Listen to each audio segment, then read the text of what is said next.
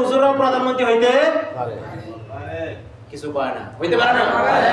না হুজুর হইতে পারে না? না হুজুরের রাজনীতি করলে দোষ আছে? না রাজনীতি করা দরকার? করার দরকার, নাহলে পৃথিবীর কোনোদিন পরিস্থিতি পরিবর্তন হবে না, পৃথিবীর রাহাজানি কোনোদিন দূর হবে না, টাকা পাচার কোনোদিন বন্ধ হবে না, মানুষ কোনোদিন ইনসাফের রাষ্ট্র দেখতে পারবে না যতদিন পর্যন্ত উলামায়ে কেরাম ক্ষমতায় না যাবে। এটাই বাস্তবতা। যেদিন ওমর ইবনে খাত্তাব পৃথিবীর ক্ষমতায় ছিলেন, পৃথিবীর হিংস্র প্রাণীগুলো ওনার কথা শুনতে বাধ্য হয়েছিল। পৃথিবীতে কোনো অত্যাচার, জুলুম, অন্যায় কিছুই ছিল না। প্রত্যেকের হক তাদের বাড়িতে পৌঁছেছে নিজ দায়িত্বে। যতদিন হুজুররা ক্ষমতায় ছিল ততদিন পর্যন্ত পৃথিবী শান্ত ছিল, পৃথিবীর পরিস্থিতি শৃঙ্খলাবদ্ধপূর্ণ ছিল। ওমর রাদিয়াল্লাহু তাআলা আনহু, এর পূর্বে আবু বকর, উনিও হুজুর রাসূলুল্লাহ সাল্লাল্লাহু আলাইহি সাল্লাম ক্ষমতার দায়িত্ব পালন করেছেন।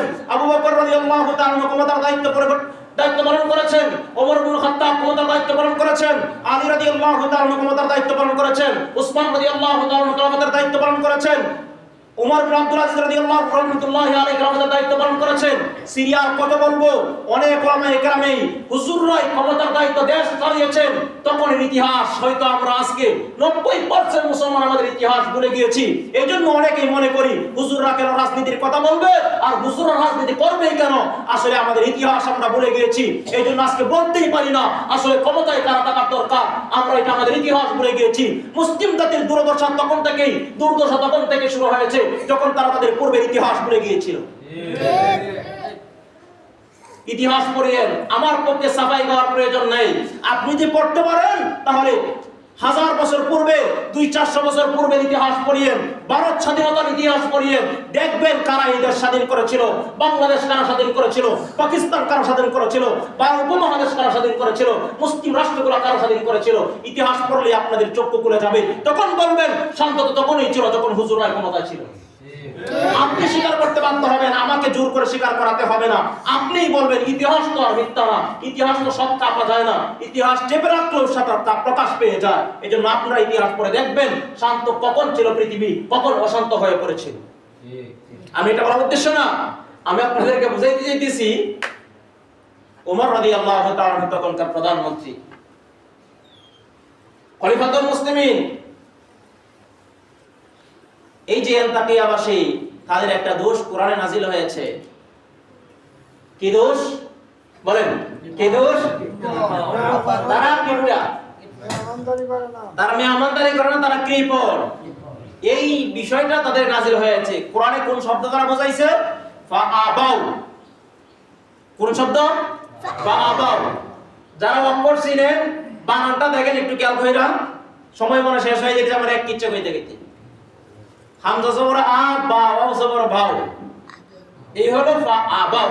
আবাউ, আবাউ মানে অস্বীকার করা। কি করা?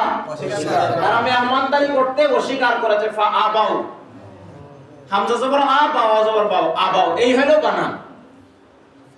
এখানে একটা অক্ষর হলো বা, একটা অক্ষর কি? বা। বার নোকতা কয়টা? এই কয়টা কি? কয়টা? একটা। উপরে না নিচে? নিচে। এই হইলো বা। এখন হামজা জবর আহা, বা ওয়া জবর বাউ হইলো আবা, মানে অস্বীকার করা।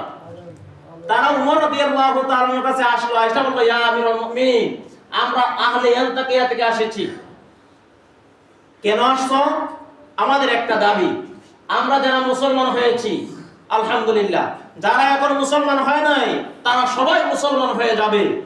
আর আপনার রাষ্ট্রের জন্য যা দেওয়া লাগবে আপনি যা চাবেন আমরা তাই দিতে প্রস্তুত।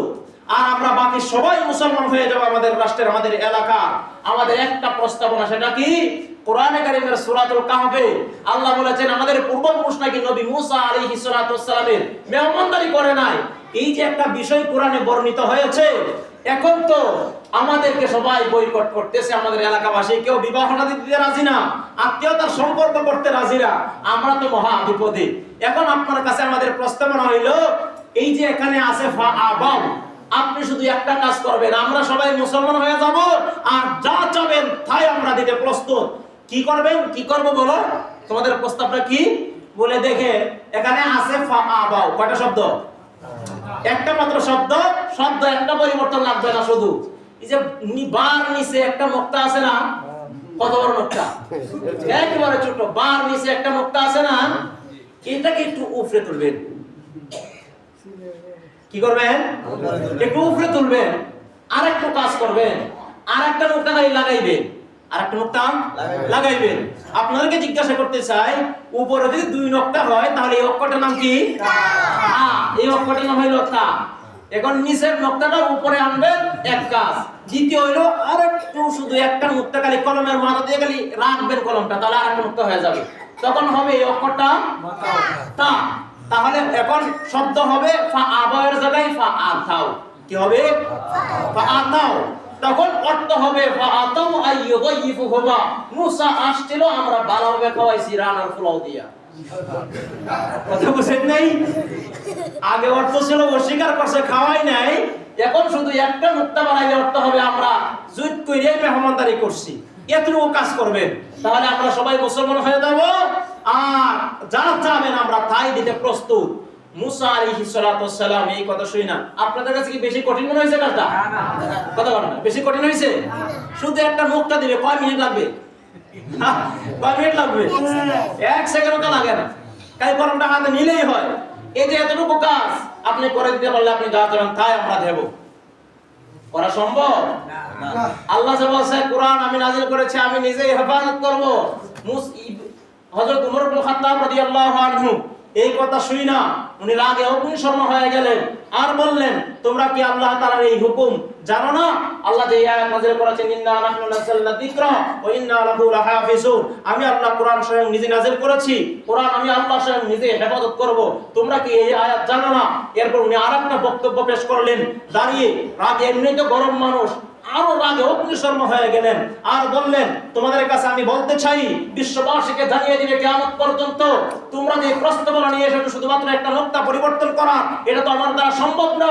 আমি আরো কঠোর হয়ে তোমাদের কাছে বলতে চাই, তোমরা যারা মুসলমান হয়েছো তোমরা সবাই যদি বদ্দিন হয়ে যাও, মুরতাদ হয়ে যাও, আর তোমরা সবাই যদি আমাদের বিরুদ্ধে যুদ্ধ ঘোষণা করো, আমরা কোরআনের একটা নোকতা পরিবর্তন করার ক্ষমতা আমাদের হাতে নাই। কি বুঝলেন? কোরআনের কোন নোকতা পরিবর্তন হবে না। কিচ্ছা কি বানায় বলছি না? কোরআনের কিচ্ছা। হ্যাঁ, কোরআনে কারীমের সূরাতুল কাহফের আয়াতও আপনাদেরকে বলে দিয়েছি, কোরআনের কিচ্ছা আপনাদেরকে শুনাইছি। তাহলে এটাই বাস্তবতা যে বা যারাই কোরআনকে পাল্টাতে যাবে, বদলাতে যাবে, মনে করবে পুরানো হয়ে গেছে, তারা কোনোদিন সফল হতে পারবে না। তারা ব্যর্থ হবে, তারা অপমানিত হবে, তারা লাঞ্ছিত হবে, তারা বঞ্চিত হবে, দুনিয়াতেও আখিরাতেও। দুনিয়াতেও লাঞ্ছিত হবে, আখিরাতেও লাঞ্ছিত হবে। কারণ কোরআন পরিবর্তন করতে পারবো না কখনোই, কারণ হেফাজত করতেছে কে? আল্লাহ। এইজন্য কোরআনের একটা নোকতাও পরিবর্তন করা যাবে না। সারা পৃথিবীর মানুষ যদি মিলে করতে চায় করতে পারবে না। এইজন্য কোরআন যাদের সাথে লাগছে তাদেরকে দামি বানিয়েছে। এইজন্য আমরা যদি কোরআনকে বহন করতে পারি, আল্লাহ আমাদেরকেও দামি বানাবে। এইজন্য আমাদেরকে সবসময় সতর্ক থাকতে হবে, কোরআনের কোনো অবমাননা, কোরআনের কোনো অসম্মান যেন আমাদের দ্বারা না হয়। এইজন্য আমাদেরকে সর্বদাই সতর্ক থাকতে হবে, সর্বদাই আমাদেরকে স্বতঃস্ফূর্তভাবে দায়িত্বশীল হতে হবে। কোন জায়গায় আমাদের কোন এলাকায় যেন কোরআনের অবমাননা, কোরআনের মর্যাদাহানি না হয়। কোরআন কোন মাসে নাযিল হয়েছে বলে? কোন মাসে? রমজান মাসে। কোরআন যার সাথে লাগছে তাকে দামি বানিয়েছে। রমজান মাসকে কোরআন দামি বানিয়েছে। রমজান মাসকে সম্মান করা মানে কোরআনকে সম্মান করা, কোরআনকে সম্মান করা মানে আল্লাহকে সম্মান করা। কথা বুঝেন নাই? আল্লাহকে সম্মান করা। অতএব এই রমজান মাসকে আমাদের সম্মান করা দরকার আছে না নাই? আছে না নাই? তাহলে বোঝা গেল এই মাসকে সম্মান করার পদ্ধতি হইল আমরা এই মাসের হুকুম মানবো, গুনাহগুলো করব না, গুনাহ থেকে পরিপূর্ণভাবে বেঁচে থাকবো। কোন ধরনের অশ্লীলতা, বেহায়াপনা, নির্লজ্জতা, গান বাজনা কোনো কিছুর সাথে আমরা জড়িত হব না। যদি এটা করতে পারি তাহলে এই মাসের সম্মান আমাদের রক্ষা হবে। এই মাসের সম্মান রক্ষা হলে কোরআনের মর্যাদা রক্ষা হবে। কোরআনের মর্যাদা রক্ষা হলে আমার মালিককে আমি সম্মান দিতে পারবো ইনশাআল্লাহ। আমরা তৈরি আছি কে কে দেখি তো ইনশাআল্লাহ? সবাই তৈরি আছে তো ইনশাআল্লাহ? আমি আপনাদের কাছে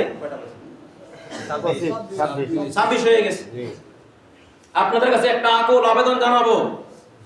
এখান থেকে এটা আমাদের দক্ষিণ পাড়া এবং সামনের দিকে পুরাটাই তো পূর্ব পাড়া, আমাদের পূর্ব পাড়া সীমানা পর্যন্ত মধ্যপাড়া নলদিঘির ভিতরে আমি মসজিদের দায়িত্বশীল হিসেবে, খতিব হিসেবে আপনাদের কাছে একটা আহ্বান, বিনীত আহ্বান থাকবে।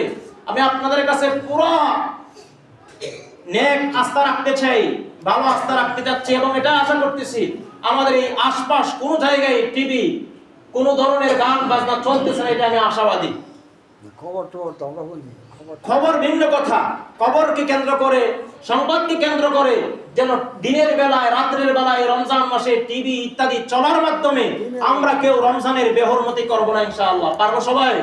বিশেষ করে আমি উদাত্ত আহ্বান জানাবো আমার যে সমস্ত ভাইয়েরা বাবারা সামনের দিকে দোকান দেন, দোকানের দায়িত্ব পালন করেন, আপনাদের কাছে আমার বিনীত রাসূলের মেম্বার থেকে আপনাদের কাছে আহ্বান থাকবে, এই রমজান মাসের কদর করার দায়িত্ব বিশেষ করে আপনাদেরকে আমি বলবো, এই টিভি যেন দিনের বেলায় কখনো আপনারা না ছাড়েন। পারবেন ইনশাআল্লাহ সবাই? আপনারা ছাড়েন না, এটা আমি আপনাদের প্রতি ভালো ধারণা করতেছি। আমি দেখি নাই, আমি আজকে বলতেছি আপনারা ছাড়েন না, এটা আমি আশাবাদী ইনশাআল্লাহ। সামনে যদি আমি খোঁজ নিতে যাই, আমি নিজে যাই হাঁটতে যেন দেখি আলহামদুলিল্লাহ এটাই বাস্তবায়ন করতেছে আলহামদুলিল্লাহ। আমি এটাই আশাবাদী, এটা বাস্তবায়ন করবেন আপনারা। পারবেন তো ইনশাআল্লাহ? সবাই লক্ষ্য রাখবেন তো ইনশাআল্লাহ? সবার কাছে যারা যদি কেউ করে আপনারা ওদেরকে বুঝিয়ে এগুলাকে বন্ধ করে দেওয়ার চেষ্টা করবেন, কারণ এই মাসে যদি আমরা এখনো গুনাহে জড়িত থাকি, আমি গত রাত্রে এদিকে হাঁটতে গিয়েছিলাম এক জায়গায়, আমি দেখেছি পুরা গান বাদ্য চলতেছে টিভি গুলার মধ্যে, আর দোকানের আশপাশে জোয়ার আসর বসেছে।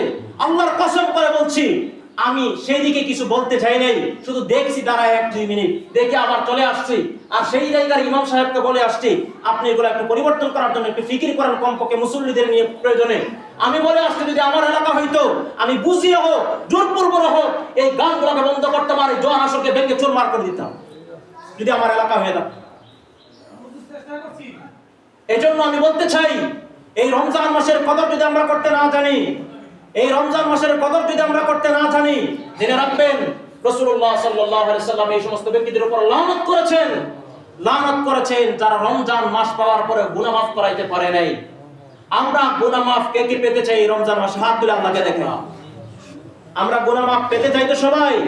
দেখেন যদি এখনো আমাদের পরিবেশ গুনাহে ভরপুর থাকে, নির্লজ্জতায় ভরপুর থাকে, তাহলে এই অবাল আমিও মুক্ত হতে পারবো না।